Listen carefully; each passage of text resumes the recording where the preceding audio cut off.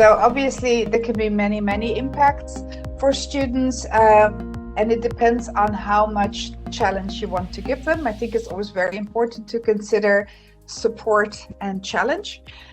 So younger students, tying into Catherine's question, you can of course do this with year one students. We do in our University of Applied Sciences, but you might need a slightly more supportive type of learning environment, whereas if they're almost graduating, then you could think maybe of a slightly more challenging, more independent type of project. What we are seeing in the impact that COIL has for students, there's many, but awareness and knowledge about other cultures and other realities is often the very first thing that students notice if you ask them to specifically look at that other reality. But the realization that there's somebody in another part of the world that is very similar to me in many ways, but also very different to me in many ways, and their reality, their context is so different, but together we actually managed to, you know, find an answer to a problem. We figured out what an elephant is, right? Understanding how others perceive us is also a very important part of this. And this has to do with, you know, the cultural learning, and not just the icebreaker. I would also, but then again, I teach intercultural competence, so I do find this important. But whether or not you find it important, you will see that your students are constantly having experiences with how they perceive others and how others perceive them. So this will become part of the dialogue and the narrative in your classroom anyway. And this can be an eye-opener for American students, maybe North American students from the US, for example, to hear how they are perceived by Europeans. And for Europeans, and we think, you know, that everybody knows about the Netherlands, yet we are so tiny, and then it's good for them to hear from others, like, I had no idea where your country even was. I heard about Amsterdam, didn't know it was the capital of the Netherlands, right? And then another thing is for some universities, this is a logical part of the pedagogy and of how we teach and learn, but experiential and collaborative student learning in my University of Applied Sciences and in many universities of applied sciences in Europe, this is a part of how we teach and learn.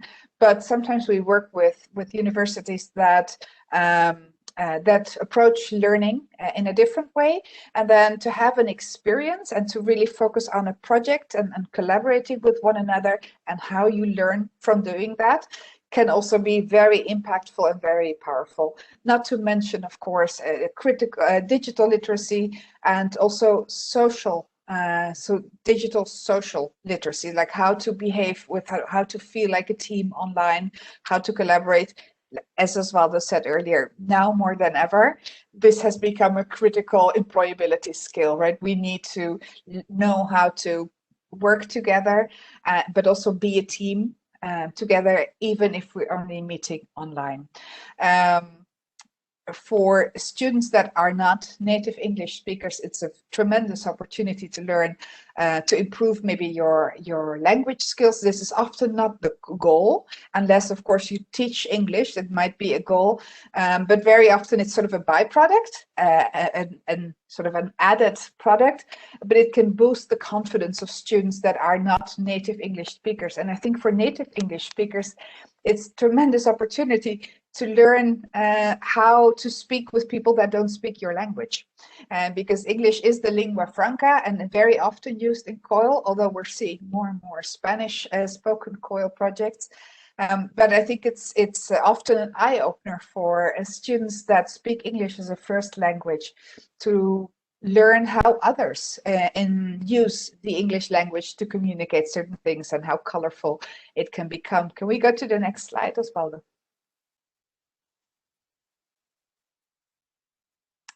So COIL can emerge from existing internationalization activities. Imagine, for example, like in our case, we had collaborations with partner universities in our neighboring countries, in Germany and in Belgium. And we had like some short mobility where we would go there with a group of students led by a faculty member and do an activity on that campus, or maybe they would come to our campus. And then we thought, so how can we expand on that? How can we build on that? So instead of just going for a week, maybe before they go, they work on a COIL project together, and then at the end they work together to present their results. Or it's the launch, the start of a COIL project. After the visit, they continue to work for a couple of weeks on a project. So we have seen a lot of COIL projects emerge from already existing internationalization activities or existing partnerships. It can sustain activity when mobility isn't possible. In 2020, in spring 2020, so not spring for where Osvaldo is situated, but for the northern part of the world, sorry. So April, May, June, when, sort of in the first wave of COVID, and universities were sort of reacting to that new situation, campuses were shut. The only thing in my university that was still happening was COIL projects. Because everything else was shut down, and we were very happy, and the students were thrilled, because for them as well it was such a sudden occurrence, and it was quite disruptive to them. So they had something fun to look forward to and something positive to do that was not about Corona and not about the campus shutting down. So it can sustain things when mobility is not possible.